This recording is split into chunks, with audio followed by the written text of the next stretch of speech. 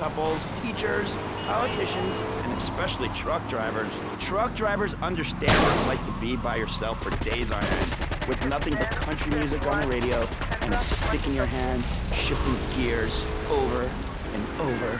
Truckers realize there's nothing to be ashamed of on the open road. Get naked and beat it on down the line.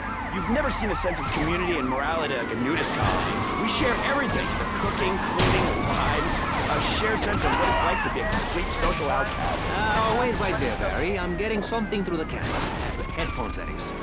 Yes? Yeah, okay. We just want to tell you a little more about Public Radio Fund. We'll be right back after this. Hello. I'm sure you're enjoying our high-quality programming. I'm Michelle Montanius.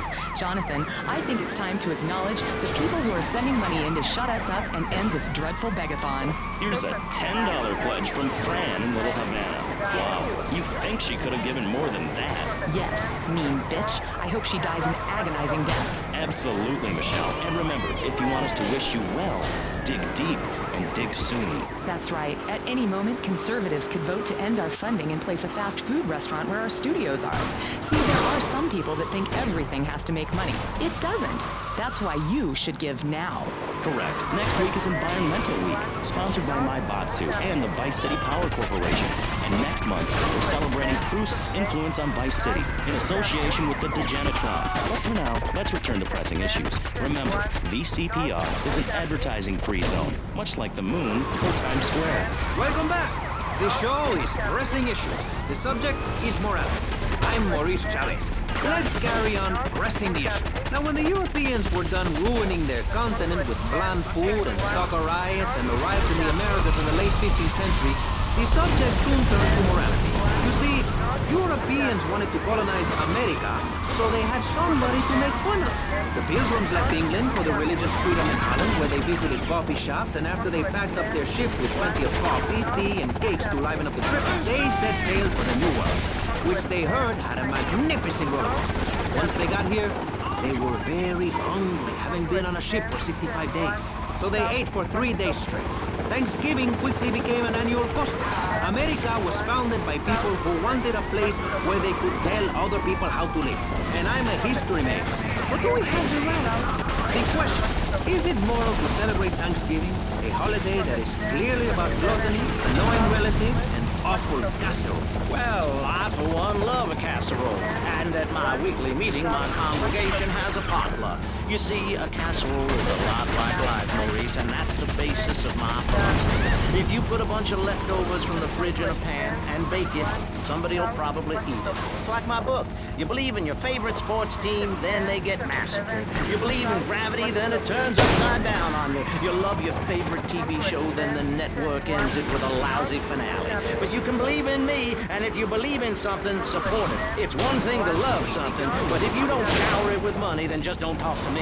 Communism, don't make me puke my guts out, please. Well, I myself love casseroles on Thanksgiving. And the way to teach your children the rich history of America is through theme parks.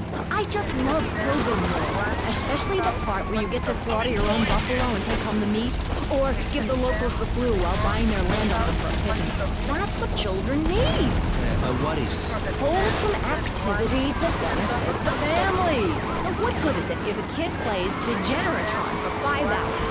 Oh, sure, he's killing space aliens, thank you very much, but it ain't putting food on the table. And he's learning bad language, like when my family go out to dinner, we're starting from scratch, even if Daddy is working late again.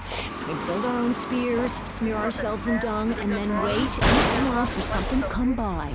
In the suburbs? I bet your neighbors love you. How long do you wait? Don't you get a...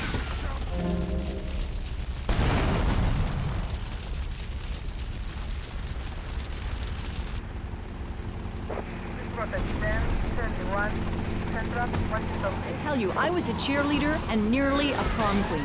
And I could have married anyone, but I chose John. I chose him because he had a kind face and a rich dad. I didn't know he was going to cheat on me or embarrass me. I didn't know, but I won't be made a fool of. I've got the children. Okay, Jan, it's okay. Men are idiots. Ask my ex-wife. Don't worry. Stay calm. I'm not eyeing you up, but I am a little worried. worried about you. How are the children? Do they enjoy school? Of course they do. That's precisely why I'm going to start homeschooling my children. High school is a cult.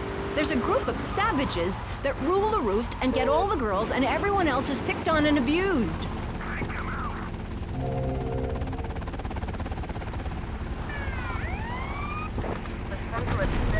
We have a prom each year in my living room. And that leads to my next question. People in high school in Chile are all naked. I've about had it with you, Barry. I try to be fair, I try to be kind, but you are a freak and a liar and wasting everybody's time.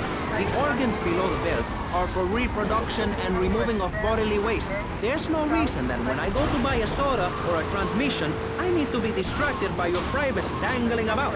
Now, when I go to the store to buy an air conditioning filter, I'd rather not have to look at your moneymaker, amigo. I'm glad you are proud of it. But when people of Vice City are in a Quickie Mart, they should be able to have a simple financial transaction without seeing your fire hose.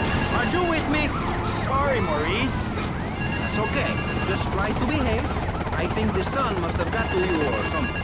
Yes, maybe that's it. Maurice, if I may, you have a fine show here, and I'm glad to be on it. But everyone within the sound of my voice and smell will die in the fires of doom. It is written. TV is trash. Radio is trash. If I have to kill you, I will.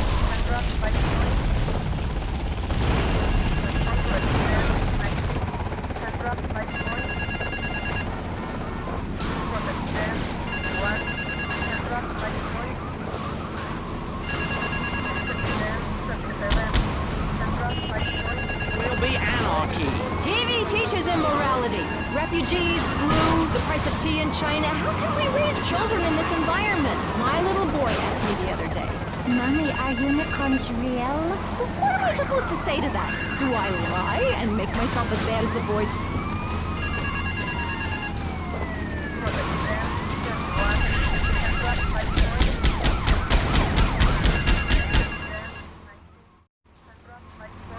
My compliments on a job well done, Mr. Teal. My client was very pleased. I have more work for you, with a more hands-on approach. Your next job is taped under the phone.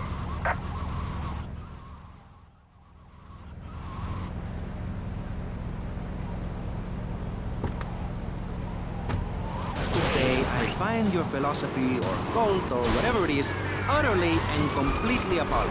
What?